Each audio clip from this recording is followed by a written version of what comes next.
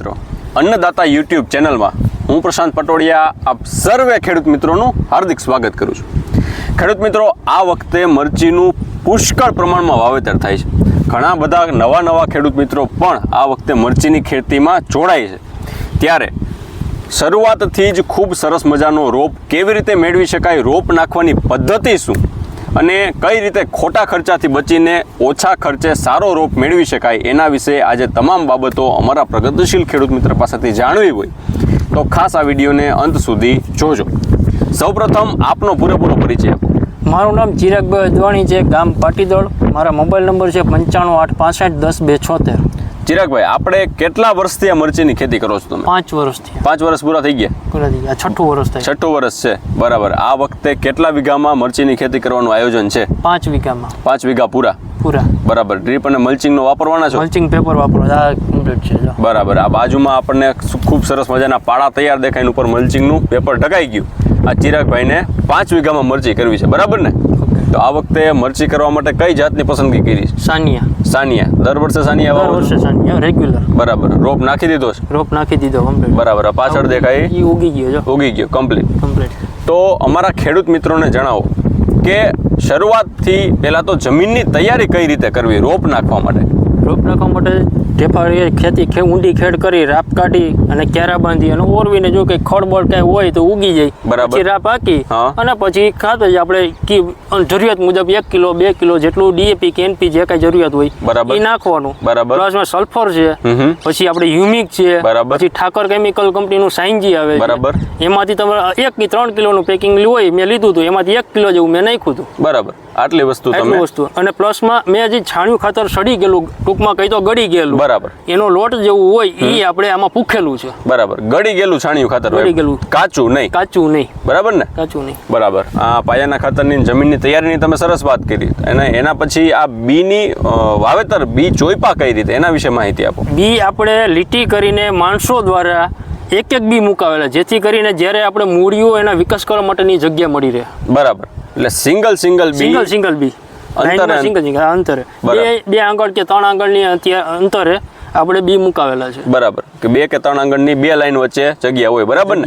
અને સિંગલ બી મૂક્યા. એટલે જ્યારે છોડવો ઉગે ત્યારે એના મૂળનો વિકાસ કરવા માટે એની જગ્યા મળી રહે. ઓલી બાજુમાં હોય તો જગ્યા ના મળે. બરાબર. જગ્યા મળતી નથી ને ઉપાડવા ટાણે કદાચ થોડોક પ્રશ્ન થાય, તૂટવાનો પ્રશ્ન થાય, જેથી કરીને આ છૂટા બી હોય તો એને તૂટવાનો પ્રશ્ન ઓછો રહે. બરાબર. એટલે આ લાઈન કરીને છૂટા બી મૂક્યા, બરાબર ને?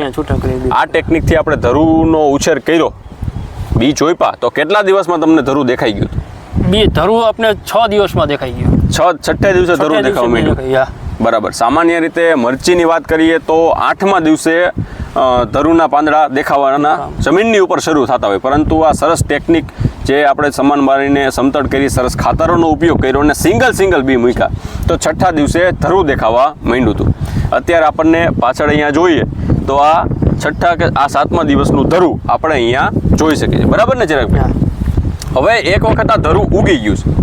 આ ધરુ ઉગી ગયા પછી એને સારો વિકાસ કઈ રીતે કરાવી શકાય, છોડવો મજબૂત કઈ રીતે મેળવી શકાય, એના વિશે થોડી વાત કરીએ.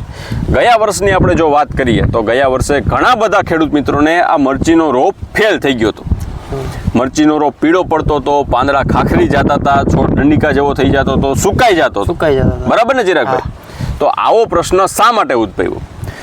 મરચીનો રોપ હોય કે કોઈ પણ પ્રકારનો શાકભાજીનો રોપ હોય તો એમાં નર્સરી સ્ટેજે પિથિયમ અને ફાઇટોપ્થોરા નામની જે ફૂગો છે એ અસર કરતી હોય. આ ફૂગો મૂળ વાટે છોડમાં દાખલ થઈ, છોડ પીળો પડે, પાંદડા ખરી જાય અને મૂળ તંત્રનો નાશ કરે છે. આ પરિસ્થિતિ આપણા રોપમાં ઉદ્ભવે નહીં. આ ફૂગો આપણા છોડને એટેક કરે નહીં, એના માટે પાણી પહેલાં પાળ બાંધવાની. સૌપ્રથમ શું કરવાનું છે કે તંદુરસ્ત મૂળ તંત્ર, સારામાં સારું ગુચ્છાદાર મૂળ તંત્ર કઈ રીતે મળે એનો વિચાર કરવાનો છે. એના માટે ઉપયોગ કરવાનો છે સ્ટાર વામ એટલે કે પ્યોર ફોર્મમાં માઇકોરાઇઝા. આ માઇકોરાઇઝા આપણા છોડની સાથે જોડાઈને, માઇકોરાઇઝા એક પ્રકારની ફૂગ છે જેને 2 બાજુ મોઢા હોય.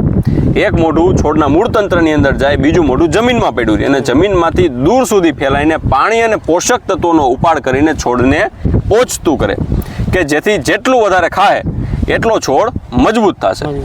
સાથે જ જે પિથિયમ અને ફાઇટોપ્થોરા નામની ફૂગની વાત છે, આ આપણા છોડમાં લાગે નહીં એના માટે સ્ટાર પ્રોટેક્ટ કે જેની અંદર અલગ અલગ પ્રકારના બેક્ટેરિયા નાખવામાં આવ્યા છે. ટ્રાઇકોડર્મા, સ્યુડોમોનાસ, બ્યુવેરિયા, મેટારાઇઝમ જેવા અલગ અલગ પ્રકારના બેસિલસ, માઇકોરાઇઝા જેવા અલગ અલગ બેક્ટેરિયા નાખ્યા છે કે જે આ પિથિયમ અને ફાઇટોપ્થોરા અન્ય જમીનજન્ય જે ફૂગો છે એને આપણા છોડવાથી દૂર રાખે છે. અને પાણી પહેલાં પાળ બાંધીને આ વસ્તુને, આ નુકસાનકારક ફૂગોને આપણા છોડ સુધી પહોંચવા દેતી નથી. આ બે વસ્તુનો ઉપયોગ જો રોપમાં વારાફરતી કરવામાં આવે તો અન્ય ખોટા ખર્ચાથી ખૂબ સારી રીતે પહેલેથી જ બચી શકાય છે અને તંદુરસ્ત ધરું મેળવી શકાય. અને ખાસ વાત કરીએ તો આના પ્રમાણની 250 ગ્રામ પ્રતિ એકરનું પ્રમાણ છે. કદાચ આપણે 40-50 પડીકીનો રોપ વાવ્યો હોય તો 5 થી અડધો વીઘા જેવું ભરાતું હોય તો આપણી કોઠા સૂઝ પ્રમાણે એનો ઉપયોગ એ પ્રમાણ અડધું પેકેટ કે પા પેકેટ પ્રમાણે રાખવાનું છે. પીએચ સાથે આપી દેવાનું છે અને કોઈ પણ પ્રકારના અન્ય કેમિકલનો ઉપયોગ સાથે કરવાનો નથી. અને 7 દિવસ સુધી કોઈ પણ પ્રકારનું કેમિકલ આ ધરુને અડાડવાનું નથી. અન્ય કોઈ પણ પ્રકારની માહિતીની જરૂરિયાત હોય તો આપ અમારા હેલ્પલાઇન નંબર 9101451113 ઉપર અમારો સંપર્ક સાધી શકો છો. આ માહિતી આપણને સારી લાગી હોય, ઉપયોગી લાગી હોય તો દરેક ખેડૂત મિત્રના વોટ્સએપ ગ્રુપ સુધી આ વિડીયોને શેર કરજો કે જેથી આ સારી માહિતી એમને પોતાના મોબાઈલ સુધી મળે અને જો એમણે પણ મરચીનું વાવેતર કર્યું હોય તો ઓછા ખર્ચે સારું ધરું, તંદુરસ્ત ધરું મેળવી શકે. ફરીથી મળીશું ખેતીને લગતી કંઈક નવીન પ્રકારની માહિતી સાથે. અત્યાર માટે બસ આટલું જ. ખૂબ ખૂબ આભાર. જય જવાન, જય કિસાન.